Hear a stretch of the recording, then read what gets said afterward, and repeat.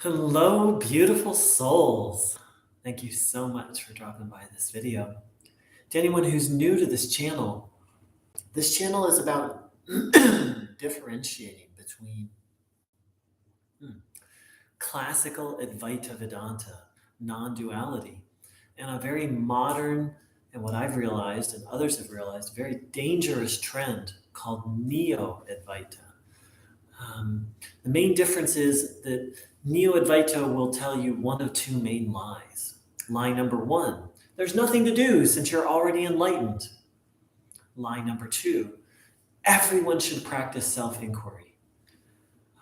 Actual non-duality, Advaita Vedanta teaches that for most people, effort is going to be required, and self-inquiry is the final step in a very sophisticated process, and that for most people aren't ready for it. So what's been on my mind and heart lately about Neo-Advaita and Advaita Vedanta I've had some help from my kitten friends. So right now I am fostering these kittens, but I'm doing much more than fostering. They came to me feral, meaning they were not accustomed to human contact. And they just, every time I entered the room, even if I stayed clear of them, they just hissed at me and stayed in that cage 24/7. When I wasn't here, they would come out to eat. At the moment, at first, they would just come out to eat and drink and use the litter box, and then they'd go back in the box, back in the cage. And then at a certain point, they would hang out outside the cage, but as soon as I would open the door, they would all go running back into the cage. It's been this very delicate process of getting them used to human interaction. I can now pet 5 out of 6 of them. The 6th one still, you can see her, the far one in the corner, she's not open to any kind of interaction other than playing from a distance. So all this just has me meditating on how delicate the final stage, that's the thing that Neo-Advaita doesn't tell people, is that self-inquiry is the final stage. And there's immense preparation required for it. Because to realize the self is actually a form of surrender. It really is a form of surrendering everything, all of your desires, all of your interests in the world. It's not even surrendering, because in classical Advaita, you would have already surrendered those. Ramana Maharshi said that self-inquiry is only for those who are no longer seeking happiness in the world. So if you have the feeling that there's some happiness for you to be found in the world, self-inquiry isn't for you. But here you have these Neo-Advaita teachers teaching it to people who are very much enmeshed in the world and looking for worldly pleasures, which I'm not judging, by the way. It's just the two are incompatible. So it's a very radical thing. And you have these Neo-Advaita teachers just going out like they're distributing candy, which they are. They're distributing, it gives you a taste of this very sweet peace and sometimes even intoxicating bliss. But without the proper preparation, it won't last. And worse, it becomes addictive, which is what I've experienced, what many other people have experienced. And it becomes dissociative. It becomes spiritual bypass, where you're literally bypassing every aspect of your humanity. Whereas in traditional and actual, I don't even want to say traditional, in actual non-duality, you would already have let go of or detached most of what the things we think of as human, meaning having interest in anything in the world. Like before that point, a true teacher wouldn't teach anyone self-inquiry. It wouldn't teach someone, you are the self. It puts you completely at war with yourself. So these kittens, it's been 6 weeks now. So this 6 weeks of therapeutically engaging with these cats. And it was only yesterday that cat number 5 really let me pet him. After 6 weeks, and this is 4 to 7 times a day, I come into this room and engage with as much awareness and mindfulness as possible.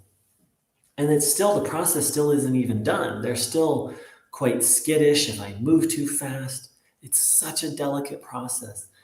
And the process of jnana yoga, of self-inquiry, is 1,000 times more delicate.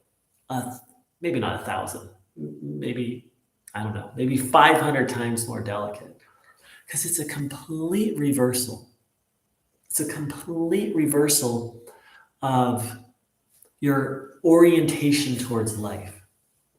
Even if you're an introvert, so everyone's energy is going out, right? It's going out towards people, places, and things and activities. Or if you're even if you're introverted, it goes towards your feelings, your thoughts, your creativity, your imaginations, right? There's this constant engagement and relating, constant.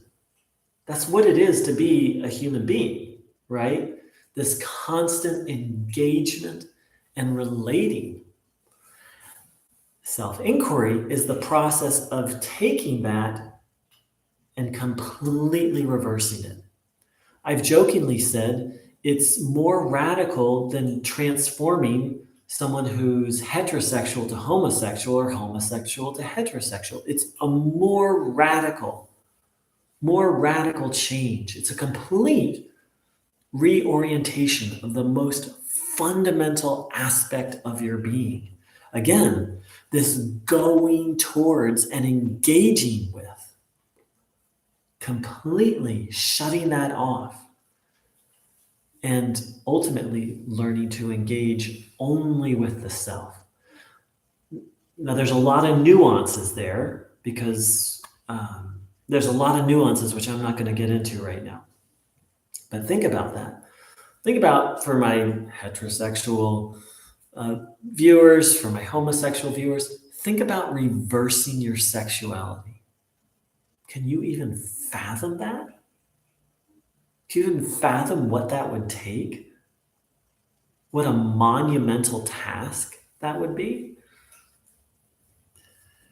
And yet you have people on YouTube, on writing books, and online writing forums, basically giving people instructions for how to reverse something even more fundamental.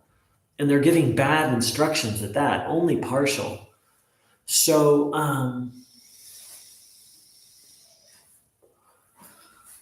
so then people often say, well, what do I do?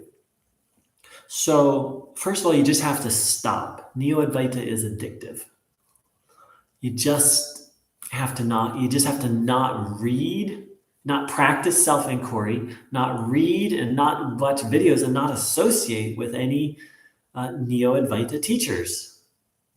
Because it's a very complicated, addiction is really complicated too. Just like addiction to alcohol or drugs, people are like, well, just stop drinking, or just stop, or behavioral addiction. Well, just stop gambling. It's not so easy once the addiction has progressed to a certain phase. And so the first thing is you just have to stop. And the thing that helped me was to actually study actual Vedanta, to study the Bhagavad Gita, to study Adi Shankara. Unfortunately, you can't really study Ramana because he wasn't systematic. He would just answer people's questions. And he would give different answers to different people. So from that, you can tell he wasn't really trying to write a book. He did write one book, which has self-inquiry at the end, not the beginning. So bhakti yoga, karma yoga, the yoga of service, the yoga of devotion, the path of Vedanta actually starts with the human self. It starts with dedicating one's life to God through karma yoga, and then cultivating love for God through bhakti yoga. Then, through Raja Yoga, some breathing, still far down the road. Like those two paths are very intense.